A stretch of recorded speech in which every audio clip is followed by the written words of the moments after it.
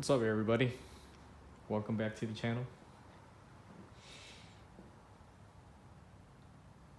Today I'm going to continue on giving you guys the update on the MR2.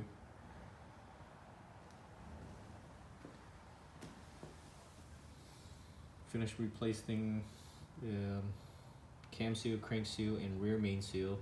Also, I installed the aluminum Fidanza flywheel in there. So this is the old flywheel. Everything is mounted back together.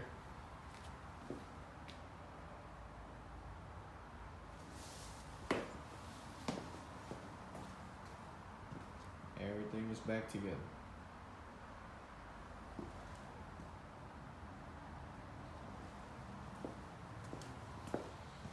And I am dropping this fuel tank here.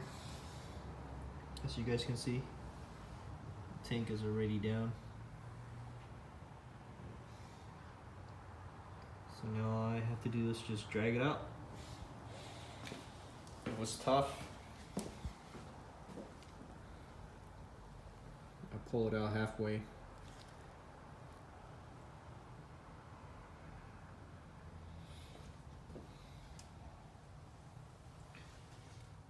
Anyhow, there is a coolant line that is leaking right above the fuel tank, and I just realized that when I was pulling out the tank, I saw a couple of drips of coolant. So it looks like I'm gonna have to replace the coolant line from the front of the car. There's a hard pipe, these two pipe here. The one on the right side is the one that's leaking, so it looks like I'm gonna have to go through my old shell and unbolt that hard line and replace it with this one. As far as removing the tank, it's pretty easy. Well, with the motor out is easy. With the motor inside is a little difficult because you have the engine, you got to work your way around, and all you have to do is disconnect the feed and the return line, which is that line right there, that big line, and the return line. Disconnect those two lines, disconnect that line, and that is about it. Just 3 lines. And then of course you got the big filler neck and the overflow, the big tube and the small tube. So you got 1, 2, 3, 4, 5 hose up here, and then the rest it's just brackets at the bottom, one in front, one in the rear. And drop the whole entire drop the whole entire gas tank.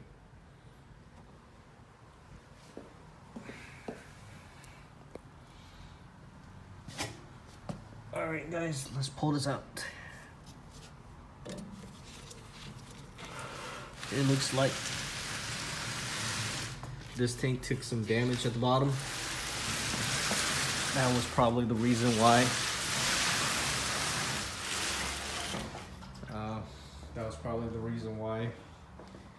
I have a dent over here, right there, as you guys can see this whole entire time. So I'm gonna have to replace this tank with my other one. I mean, it's not that big of a deal. The tank is made out of steel.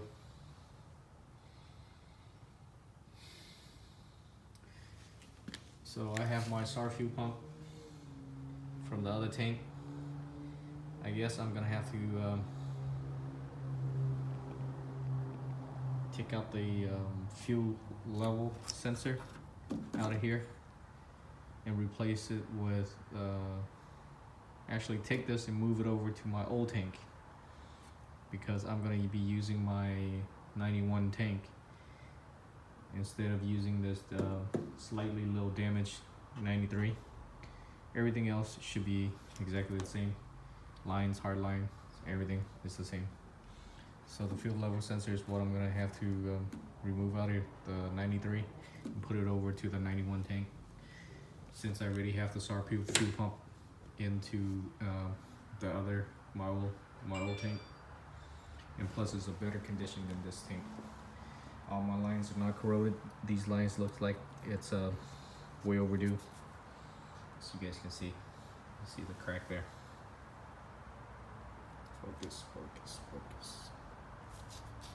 Oh, there it is. My 91 is way better condition than this, so that's what I'm gonna use. What I'll do is just swap out the this level sensor, fuel level sensor, and that's it. I'll show you guys where the other tank is.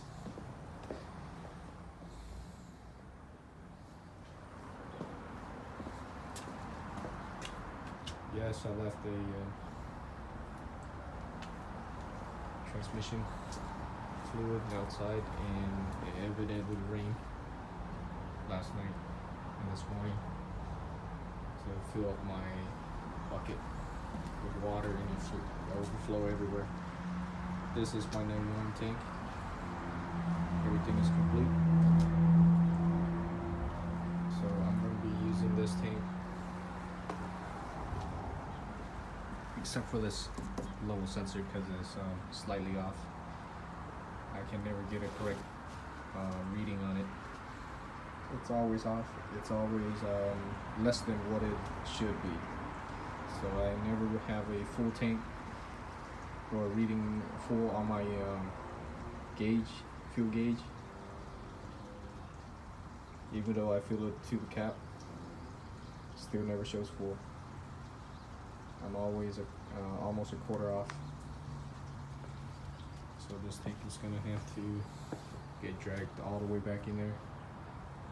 Yep, that's the old motor. That's the 5SFE out of that shell, 93 shell. And it's quite heavy.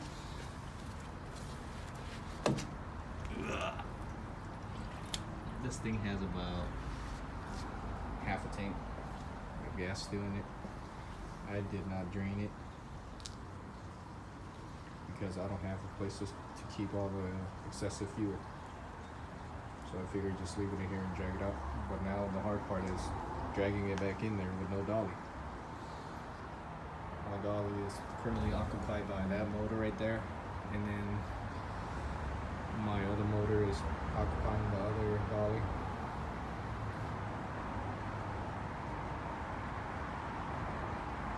So I gotta find a way to drag this in there.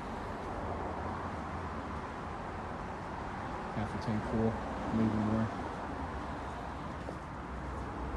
That's the damage muffler.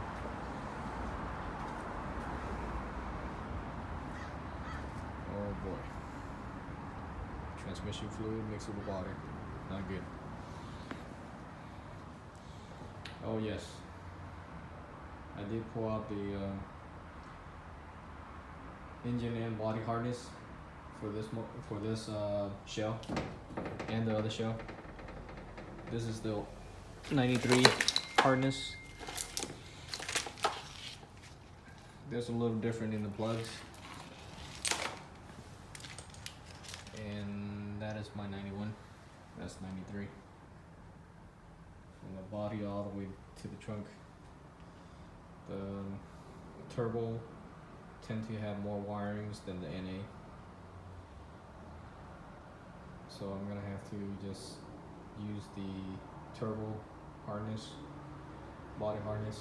That way everything will just plug right in. Hopefully everything works. Everything should work. If not, then I have to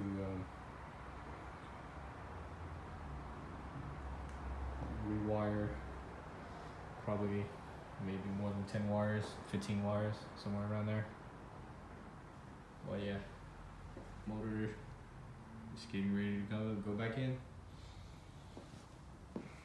After this tank gets swapped out and the body harness gets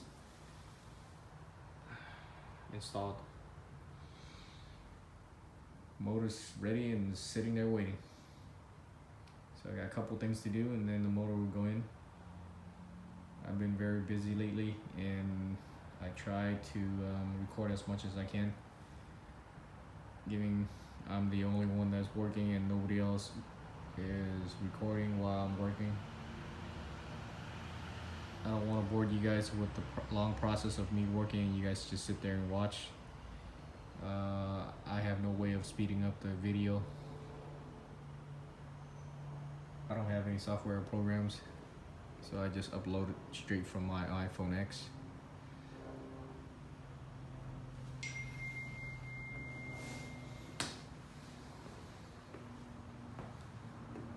Well,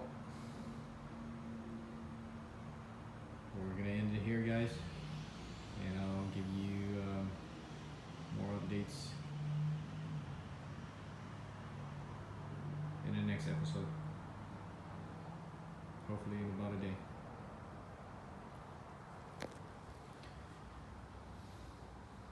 See you guys next time.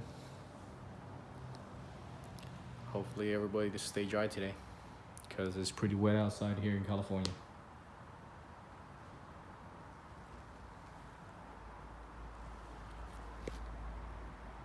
Peace.